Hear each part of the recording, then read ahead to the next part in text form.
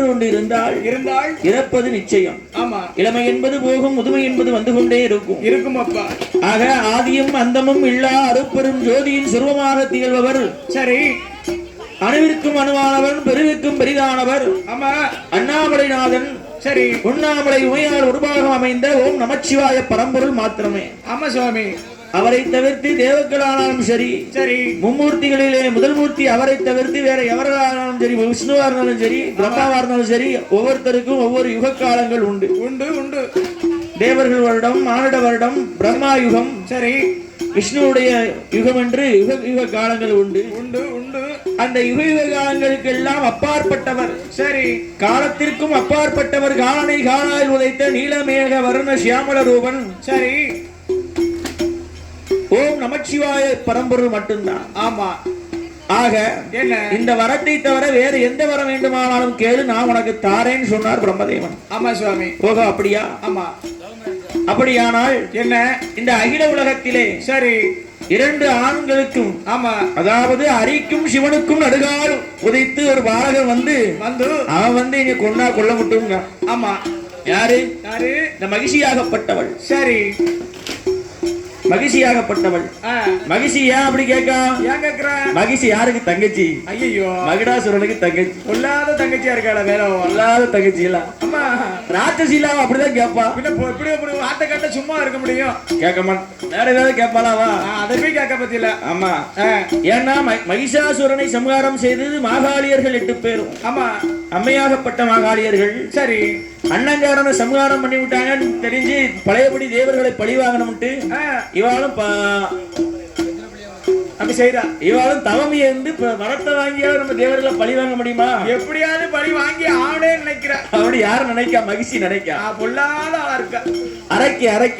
ஆமோ, ஆமா, பொல்லாத அந்த அரைக்கி நினைக்கா. ஆமா, அவளுக்கு ஞானம் அவ்வளவுதானே இருக்கும். யானை எவ்வளவு ஞானம் தான் காணாதுல. யானம் இல்ல, ஞானம். ஞானமா? ஆக என்ன அப்பேற்பட்ட தவங்களை இருந்து வரத்தை கேட்கின்றார். பிரம்மாவோட சொல்லுகிறார், நீ கேட்டபடி வரத்தை தாரம்மா, உடனே தாரம்மா என்று.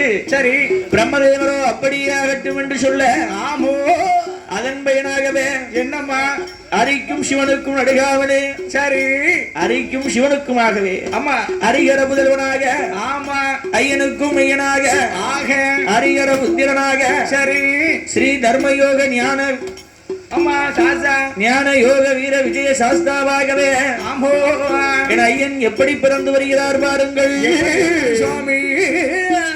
அதாவது தேவாதி தேவர்களும், ஆமா,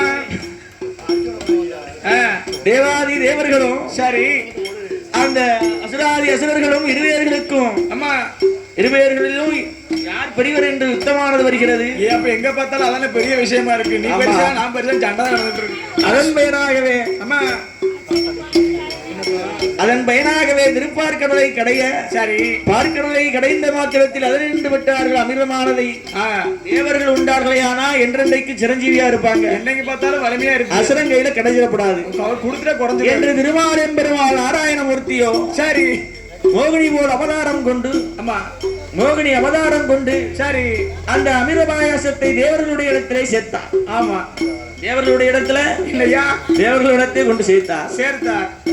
அப்படி தேவர்கள் மட்டும் அந்த அமிர்தத்தை உண்டார்கள். ஆமா, அதிலே 2 அசுரர்கள், சரி, தேவரை போல் வடிவம் கொண்டு அந்த தேவர்களுடைய இடத்திலே நின்றார்கள். ஆமாசாமி. அப்போது அவர்கள் வேண்டும் கண்காடை காண்பிக்க. சரி, அதன் மகிமையினால, ஆமா, எம்பெருமாளோ மோகினி வடிவம் கொண்டிருந்த எம்பெருமாள், சரி, எம்பெருமாள் என்னப்போ அமிர்த பாயாசத்தை பங்கிட்டாரல்ல, கரண்டி கொண்டு ஓங்கி நடு சரசில் அடிக்க கேதுவாகவே வடிவங்களை கொண்டு இருக்க எங்களை காண்பித்துக் கொடுத்தது யாரு? இவர்தான், சந்திரரும் சூரியரும். ஆமா, அடே சந்திரா, ஏ சூர்யா, என்னப்பா ஒரு நாள் ஒரு பொழுதாவது உங்களை தீண்டாமல் விடப்போவதில்லை என்று சபதம் புரிய.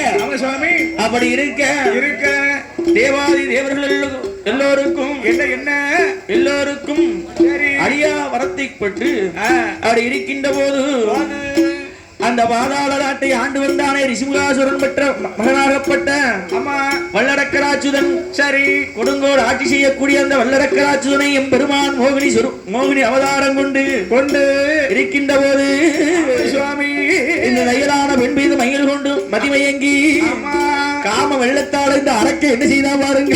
என்ன செய்யறான் பொல்லாத அரக்கனான். நட்டான் காட்டுக்குள்ள. ஆமா, காட்டில் அதாவது கொண்டவளை விட்டுட்டாலும் காட்டுல கண்ட பண்ணை விடவே கூடாது. விடவே மாட்டேங்க அரக்க. அப்ப அடுத்து வந்து பிடிக்க முடியாது அவளை. என் பெருமான் என்று நினைக்கல. ஆமா, பெண் என்று நினைத்தான். சரி, மங்கை என்று நினைக்கல. மாயவன் என்று நினைக்கல, மங்கை என்று நினைத்தான். அவளை இருக்கின்ற போது அம்மா பெண்மையில என்னப்பா எந்த ஊரு, எந்த தேசம், எந்த நாடு, எந்த நகரம், எங்க இருந்துப்பா இங்க வந்த? இங்க இருந்து இங்க வந்த. ஐயா மாயாண்டி படுத்துத ஒரு இருங்க. ஆக சரி, எம்மா ஊர என்னம்மா பேர் சொல்லம்மா, மோகினி பேர் சொல்லம்மா, நீ ஒத்த வழியாக வந்தது என்னமோ, மோகினி பேர் சொல்லம்மா, ஒத்த வழியாக வந்தது.